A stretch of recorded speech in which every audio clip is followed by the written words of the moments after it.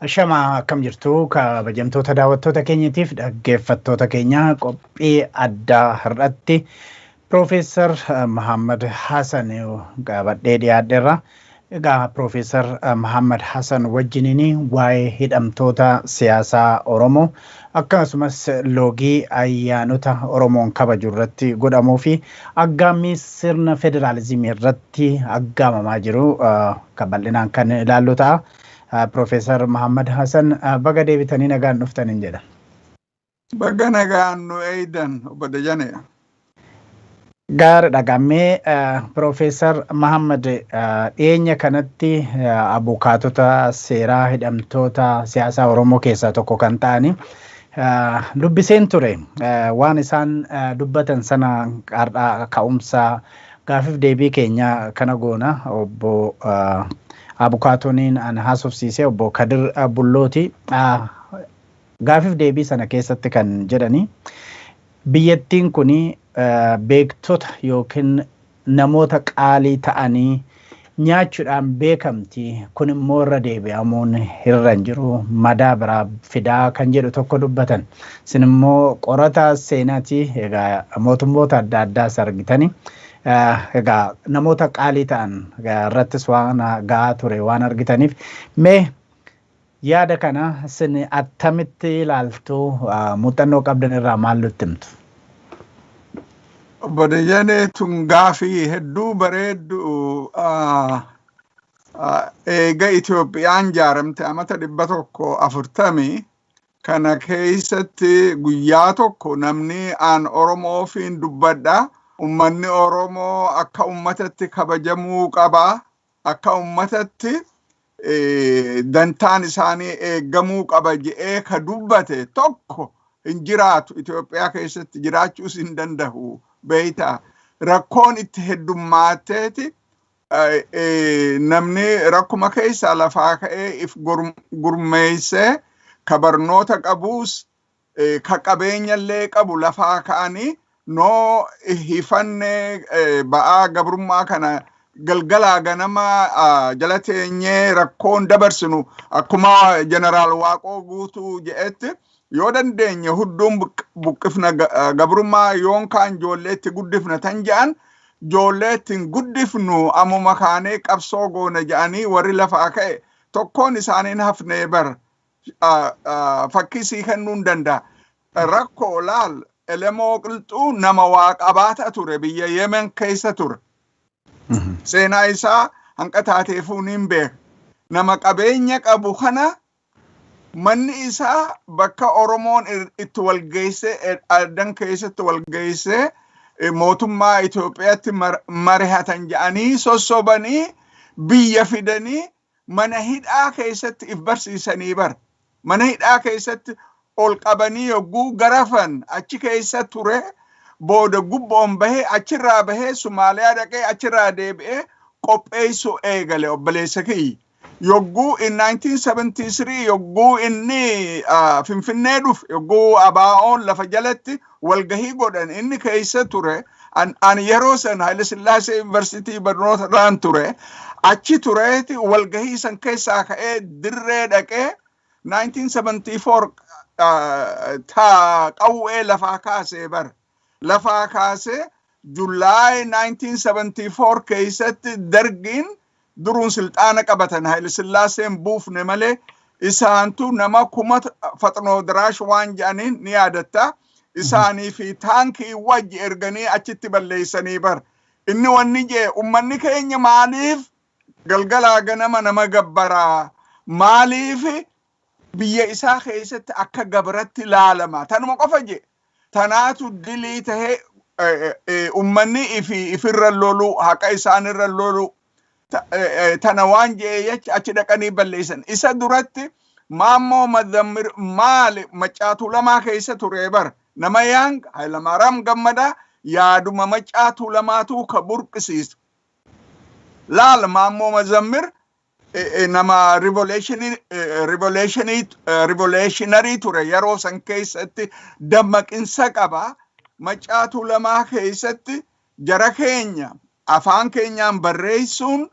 afaan keenyaan haasa'uun yogguu namni wal gahu afaan saniin haasa'uun afaan keenyaan walaloo barreessu kana ja'aniiti kana bira dabree seenaa Oromoo katabee bar afaan Amaaraatiin seenaa Oromoo jee barreessee bar akka dilii godhanii wanni isa ajjeesaniif wanni isa fannisaniif obboleessa kiyya wanni isa fannisaniif seenaa Oromoo katabe ja'aniitii bar waan biraa qawween qabanne gadin baane waa takkallee waan godhin hin qabu ummanni keenya afaan isaaniitiin katabu afaan isaaniitiin walaloo bareedduu isaanii dhagahu haqa isaaniiti Hayilamaariyaam Gammadaa maal godhe waldaa Maccaa Tuulamaa ijaare ummanni keenya ifiif gargaaruu akka danda'u rakkoo isaanii akka furatan bakka bishaan hin jirretti bishaan boolla qotanii ummata bishaan baasu bakka manni barnootaa hin jirretti mana barnootaa ijaaruu bakka kilinik hin jirretti laal odoo mootummaan namni biyyaan deddeemu kamataa qabu jiraate sila bar gargaarsa guddaa ummata saniifi waldayni Maccaa Tuulamaa yoggaa 59 eega ijaarame obboleessa kiyya yoggaa 59 kana keessatti yoggaa 15 qofa biyya Itoophiyaa san keessatti mootummaa sadii jala mootummaa Haile Sillaasee mootummaa Dargii mootummaa Mallas ammata Abiyyi jalatti yoggaa 15 qofa dalage har'aan tana biyya san keessatti waa godhuun dandahanii bar waldayni Maccaa Tuulamaa Professor dhiifama addaanan sin jalaa kute mee asumaan waa'ee seenaa kanarratti mallattoodhuma odaa jedhu kana kan kaase yaadni isaa kan fide Hayilamaariyaam Gammadaatii tokko kan akka ajjeefamuuf sababa ta'eeyyuu kana jedhu sana ammame har'a nutti himtu jechuufan dhiifama jidduuttan sin kute. Rakkoota kan qabu Hayilamaariyaam Gammadaan nama cima yeroo lola xaaliyaan san nama warra lolarra ture ka lolee ture san gubbarraan xabaqaa tahee nama bilchaata nama oromummaan akka gaarii tan qalafetti itti dhagahamtu seera saniis ka qopheesse odaa saniis ka qopheesse odaa har'aan tana mallattoo dur odaan mallattoo ture wama dur ta ummata keenya keessa jiru gabbaasee dubbatee bara kana ta'uu qaba je'ee Haile Sillaaseen afaanii baafateeti kitaaba gizaatina gizoot ji'u keessatti akka katabametti laal injiinarri Maccaa Tuulamaa keessatti cufarraahu jabaan badaan Hayilamaariyaam waan tahe je'eet Haile Sillaaseen ifu afaaniin dubbate eegas booda mana hidhaa keessatti garafanii firdi beeti yogguu fidan bar maal jaaniin qaareeza irratti wantarra fuudhanii fidanii bar firdi beetii fidanii booda achumatti mana hidhaa keessatti du'e jechuu siifiin gabaasa maal jechuu barbaadeeti laal namni aadaa Oromoo leellisu namni waan Oromoo leellisu namni namummaa Oromoo leellisu Oromoon akka ummata biyyatti haqa qabdi je'ee ka dubbatu tokko kana keessa bahe hin jiru bar Jeneraal Taaddasee Birruu nama kiristaanaa nama naashinaalistii Itoophiyaa nama naashinaalizummaan itti dhagahamtu diliin inni godhe maali Oromoo barsiisuu barbaachisaa inni laal yeroo san Fidel Saraawit waan ja'aniiniitu ture saniif inni itti pirezidaanti ummanni baruu qabanii baadiyyaa keessattis magaalaa keessattis laal liidaroonni yeroo san turan mataan isaanii akkuma liidaroota akkuma Abiyyi kana fa'aa mataan isaanii dhipho afaan Amaaraatiin barsiisuu turan babal'achuu turan laal Prime Ministeriin yogguu san ture Akiliiluu Habtewald ka ja'aniin yaameeti Taaddasa bara jechuun gaarii kan barsiiftu baruu sirra jira yoo ummata Oromooti barsiisa jette isaan ooshiini isaan ummata bal'aa siliqimsanii tanaa jecha isaan barsiisuu dhiisuu qabdi kanaatu Jeneraal Taaddasee Birruu dammaysee aarsee booda akka bahu godhee bar booda tanaa jecha du'atti faradanii obboleessa kiyya Haile Sillaaseen hidhatti jijjiiree fi galamsoo hidhaa ture bar achitti ummata keenya dammaysuu ture booda jijjiiramnis Dargii yogguu dhufu dargiin kadhatteeti ministeera sigoona jedhaniin agar gizaat ministeer sigoona jedhaniin lakki silxaana keessan hin barbaadu haqa ummataa eegaa je'ee booda qawwee kaasee laal dirree keessatti qabaniiti firdibeeti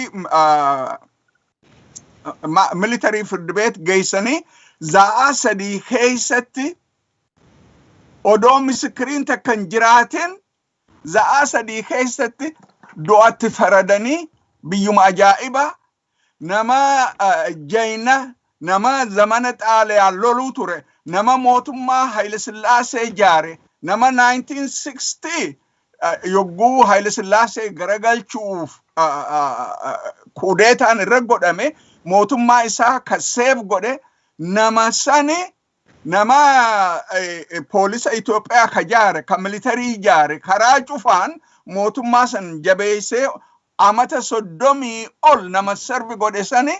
za'aa sadii keessatti odoo misikiriin takka hin dhagaamin du'atti faradanii gabbaasanii irra shananii bara obboleessa kiyya. Maal jechuu barbaadeeti namni tokkolleen takka ofi lamaan sitti hidha baaroo tumsaa nama qabsoon Oromoo akka hidda hidhatu ka godhe ummanni Oromoo biyya san keessatti kabajamee akka jiraatu ummata kaanii wajji walqixxummaan akka jiraatu hallee fidaanis kanumaa barkan jee ummanni Oromoo ummanni biraati cuftinuuhu kabajamanii akka walqixatti akka jiraatan sanii fi Haile Fidda Mangistuu Hayilamaariyaam mana hidhaa keessatti ajjeesisee bara obboleessa kiyya. Baaroonis rabbi du'a jalaa baasee booda dirreetti bakka lolatti inni aksidentii hin du'e gartee maal jechuu barbaadeeti siifin gabaabsaa hedduu jira kakkana namni dantaa Oromoon walqixxummaan biyya san keessatti jiraachuu qaba jee tokkolleen kan ajjeefamin hin jiru jechuu. Wanni looyartichi jee sun wanni xabaqtichi abukaatoon sun jee wahuma dhugaati. Itoophiyaan biyya beekaa Oromoo nama Oromoo ka ummanni Oromoo haqa qabaa biyya isaa keessatti abbaa biyyaa ta'ee mataa ol qabatee jiraachuu qaba kayyuu jiraachuutti hin dhiisan ni balleeysanii ni ajjeesanii biyya nama nyaatu. Biyya galgalaa ganama badii malee nama fixuu malee waa takkallee fuula duraa siquu hin dandeenye bara. Exaggerate godhuu kiyya kan hin tahin laal ilma namaa since 1960 eegaan aan if baree as young generation biyya san keessatti kabade odoo jarri sun cuftunuu jiraatanii biittituun silaa arra bakka biraa geessee jirtii bara. Dhugumatti nama nyaatti keessaahuu nama Oromoo nama sabboonummaa Oromoo qabu biyya san keessatti jiraachuu hin danda'u. Har'aas boruus hegerees hin danda'amtu. Yoo ummanni keenya jabaatee ifirra lole malee hin danda'amtu jechuu barbaadeeti. Gaariidha Profeesar waa hedduu nutti himtanii egaa baaroo tumsaa Hayilee Fida warri kaanis immoo Sannaa Likkeefaa maqaa dha'u yeroo dargiiti. Isa sana dura jirus nutti himtan egaa abukaatoon obbo Kadir Bulloo kan jedhani biyyattiin kuni namoota kabajamoo kan dandeettii qaban qaalii kan ta'u nyaachuudhaan beekamti. Irra deddeebitee nyaachuun irra hin jiraatu madaa kaleessaa irra deebi'uun irra hin jiru kan jedhudha. Isaan sababa kan godhatanii yeroo ammaa isaan abukaatota siyaasan namoota keenya siyaasan hidhamaniif abukaatoo warra ta'an keessaa tokkodha kan kaasaniif achi keessatti maal jedhanii kan akka Jawaar Mohaammed Baqqalaa Garbaatii fi akkasumas hidhamtoonni siyaasaa Oromoo biroo biyya sanaa fi furmaata kan ta'anii biyya sana bira darbee addunyaadhaafuu furmaata kan ta'anii namoota yeroo tokkotti akka tasaa mul'atan keessaa tokko. Kanaaf mootummaan kun isaan yoo haal duree tokko malee gadi lakkisuutu irra jira kan jedhu dubbatan. Kanaaf mee yeroo seenaa duraatii fi amma ta'aa jiru wal maddii yeroo laalta wal fakkaattiin isaa maa inni jettu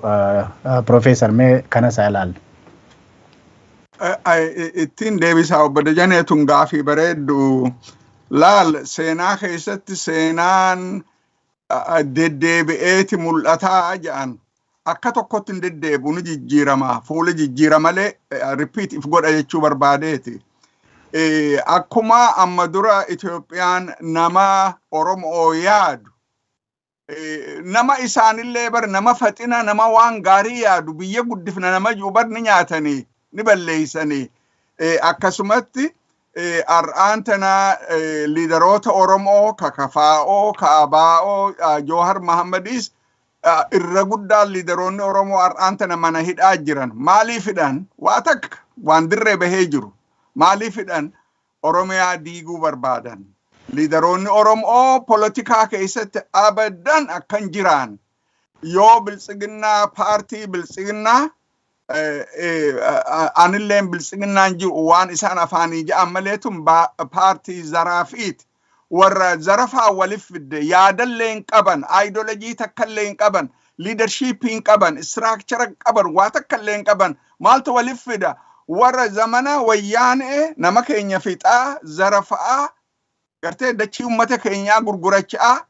warra saniin tujjaare hawali qabame bara tanaafi biltsiginnaa ja'an malee ummata hiyyeessaaf biltsiginnaa dhufa jechuun is a joke really tapha abjuu namarratti taphachuudha. Tanaa jecha liidaroota Oromoo akka Jawhar kana kada dubbatee nama quubsu kan nama kaasuu danda'u bar akka laalcha kiyyatti obbodo jene Jawhar yogguu dhagaye Abiyyi bar terrorize ta'ani sodaataa bar maaliif Jawhar nama amansiisuu danda'a Abiyyi afaanin lallaba gartee isa maddii dhaabbatee akka isatti isaa wajji kirkirii godhee nama amansiisuu akkan dandeenye ni beeka tanaafi jibba tanaa jecha akka laalcha kiyyetti hanqa waan ammaan tana filmaata miti barkun officially partiin biltsiginnaa sababa filmaata ja'anii nama liidaroota Oromoo even kan biraatu ka yaada isaaniin fudhanne yoo ala baasanii yoo mana hidhatti tortorsanii Jawhar faas Baqqalaas jara kaanis ka Abaa'oo ka Kafaa'oo cufaahu filmaata keessaa baasanii filmaata goonaa eegas booda coronation isaan silxaana qabatanii legitimate yaani kijiba waan hin fakkaan waan zamana wayyaanee san akka haareetti deebisanii ijaaruuf waa takkallee miti gar tokkollee isaan hin geessu gabaabdutti politikaa keessatti namni nama dammaysuu danda'u nama kaasuu danda'u namni ummanni dhagahu ummanni keenya dhagahu dantaa ummata keenyaa rakkoo teenyaaf furmaata fide janiin namni ummanni keenya abdiirra godhu tokkolleen keessa mul'achuu hin danda'an ka keessa mul'atu maali nafxanyoota Oromoo nafxanyaa taate Oromoo garaa bultu Oromoo ummata keenya qalanii dachii isaanii fudhatanii zarafanii wanta godhan kana malee ka dhugatti ummata yaadee ummata kaase no biyya teenya keessatti Oromiyaa keessatti ummanni keenya if bulchuun haqa isaanii ummanni biraa if bulchaami hay ummanni biyya san keessatti majority ta'e afaan keessaniinuu dalaguun dandeessan ja'anii bar jechuuf deeman dirree baasanii tun waan dirree jiraati tanaa jecha hanqa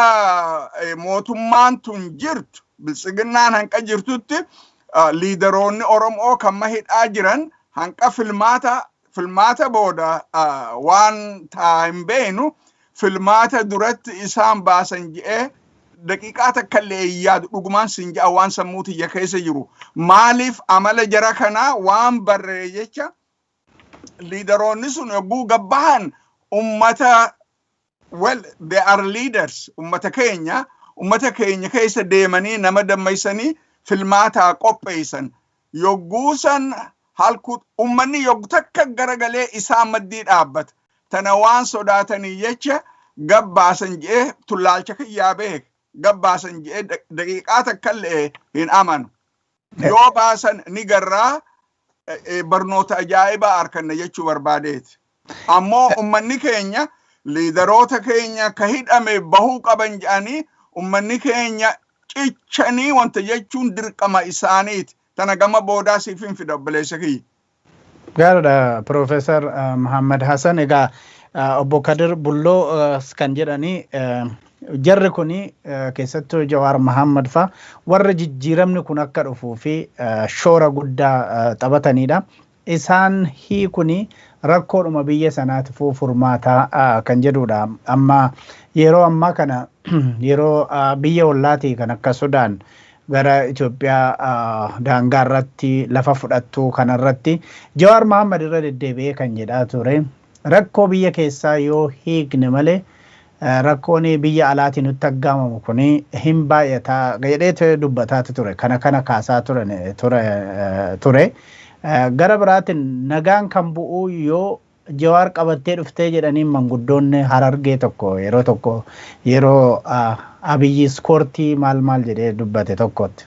Egaa Arsii keessa Harargee keessatti Shawaa gara kaabaatti duula isaan godhanitti uummanni faana dhangala'ee bahee ture. Kanaaf egaa akka looyariin kun yookiin abukaatoon kun jedhanitti biyyuma sanaayyuu nagaan kan bu'uu jarri kun hiikamanii. Aggaamin biyya alaatu egaa kan ammaa kana qolachuun kan danda'amu kan jedhu wanta akkasii jira. Sin maal jettu? Tun wahuma dhugaa harka 100 waan dhugaati. Laal biyya keessatti yoo namni wal tahe malee keessaahuu namni wal dhagahanii ummanni nama isaaniin deemuu danda'u yoo filatan rakkoon cuftinuun dhumtii kan hin ta'in ni xiqqaatti.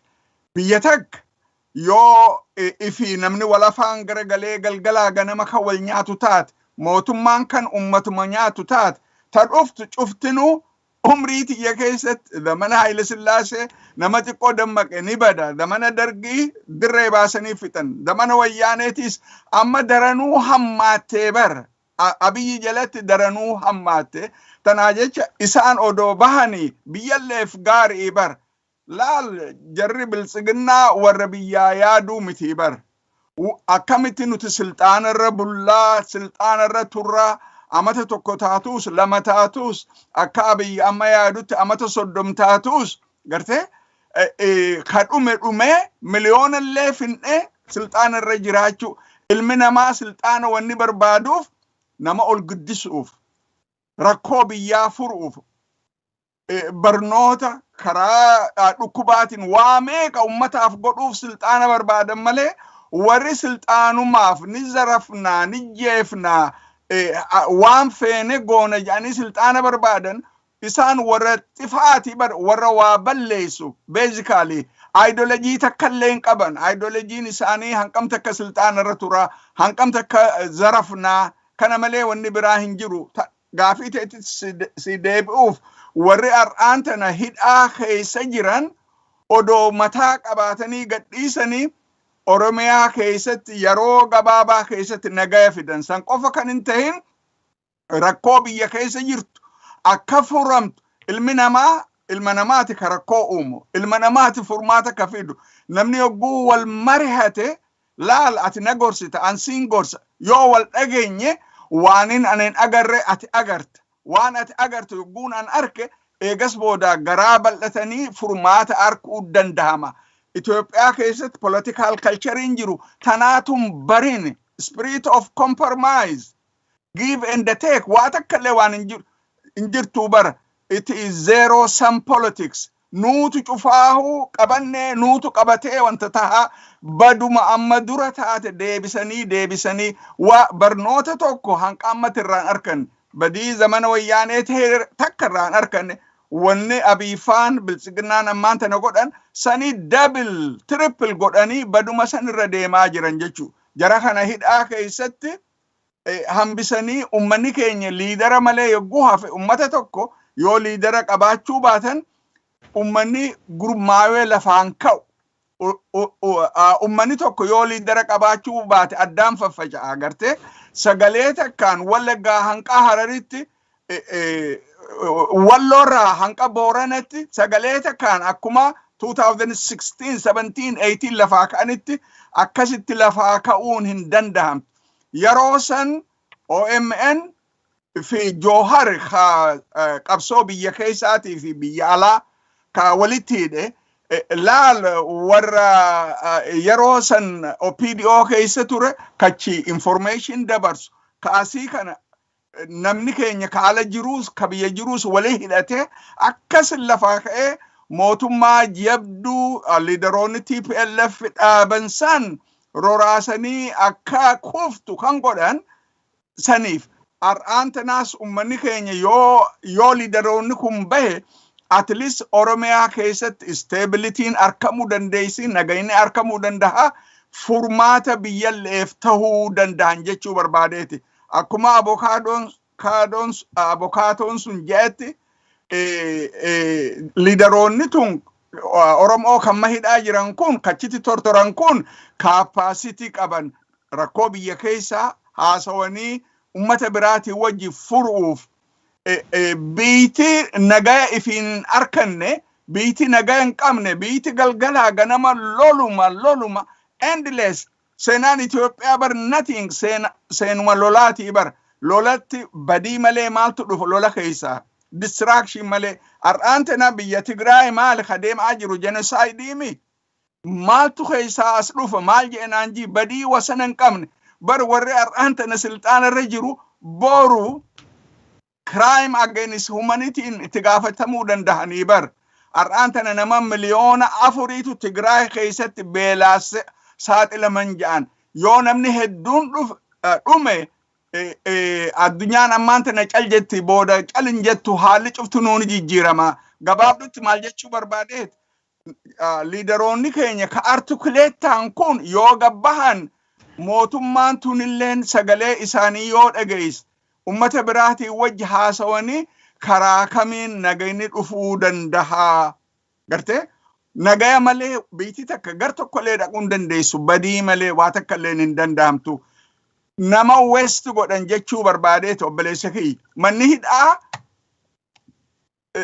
barnoota illee namaaf kennaa politikaan Itoophiyaa waan isin taate kalcharrii politikaa Itoophiyaa waan isin taate irra guddaan namaa mana hidhaa keessa baraabar tanaa jecha isaaniifis barnoota kennaa odoo bahaniif biyyaaf ummata keenyaaf really hedduu bareedaa ammoo akka laalcha kiyyatti pessimistii tahee kan hin tahin hanqa Abiy jirutti jara kana filmaata booda waan biraati ni baasanatti hin fakkaatu. I hope I will be wrong. Mega kun kanatoon jiruugaa warra Oromoon hooggantoota keenya jedhee of fuulduratti ilaalugaa yeroo ammaa mana hidhaa yeroo jiran kanatti warri warra Opiidiyoo afaan Oromoo dubbatu jechaadha warra Opiidiyoo akka waan ka warra naannoo Amaaraa wajjin walitti bu'an fakkaatanii waamicha uummata Oromoo waamicha waan fakkaatu wayii nu gargaaraa kan jedhu wayii waan akkasii daddabarsaati jiru.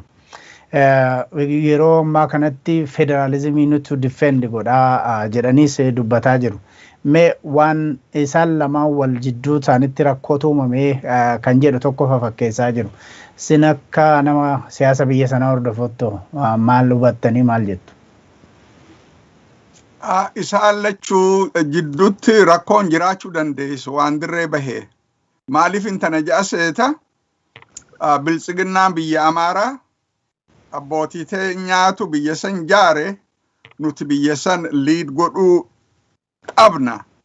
nu jala deemtan nuuf dalaydan ja'anii bar waan nuti jenne yoo fudhattan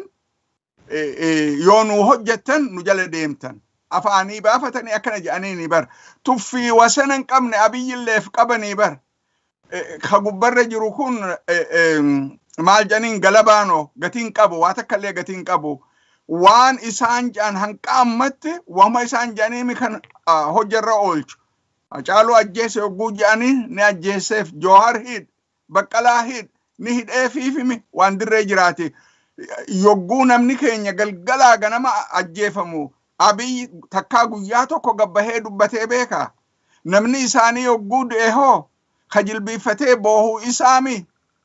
kanaa jecha laal biltsiginnaan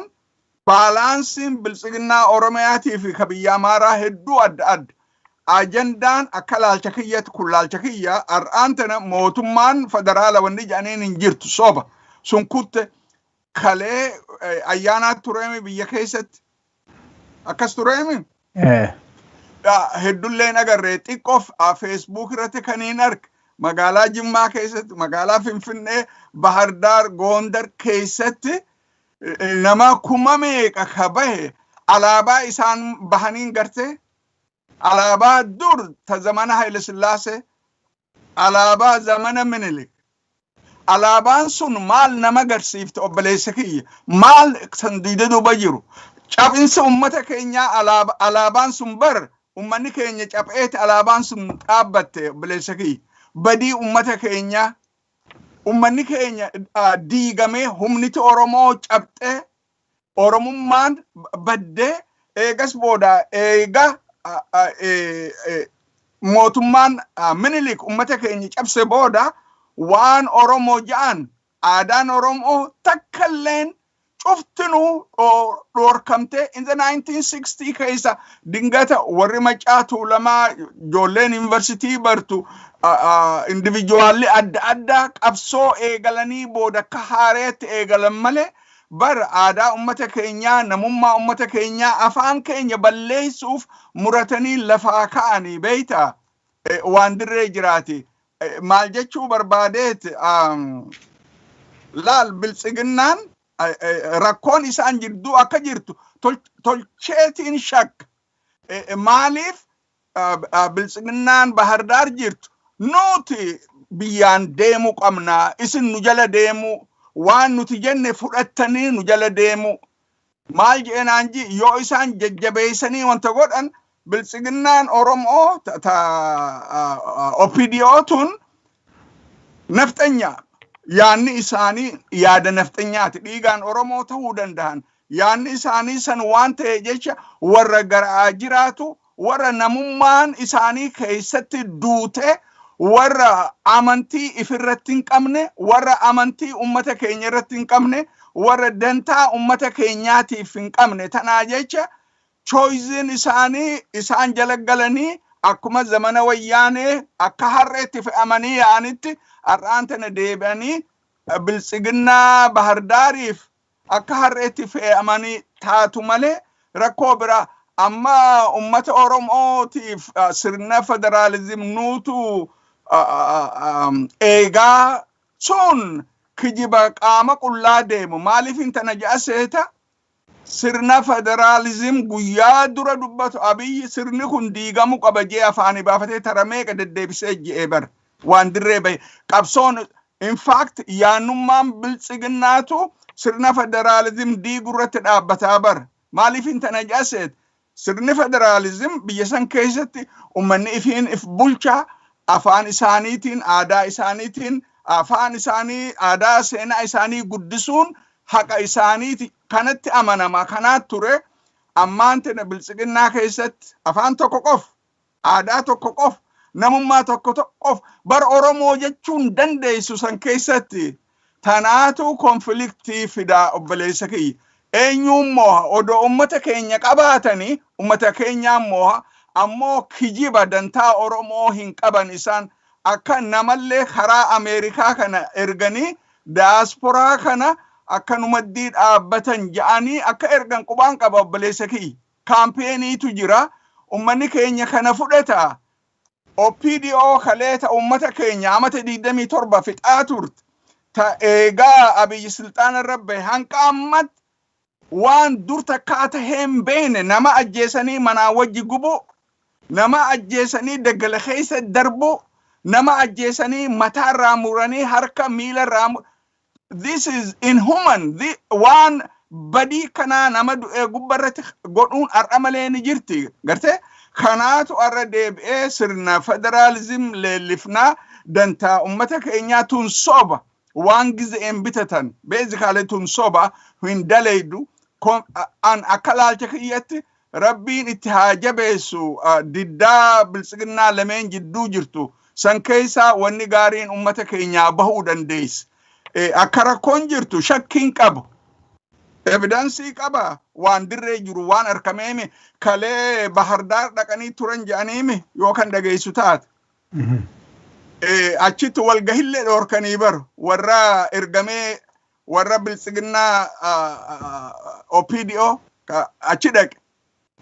hoteela keessa odooni waa takka illee nyaatin bulanii walgahii godhuu odoonin dandahin achirraa deebi'an jedhanii dubbataniimi.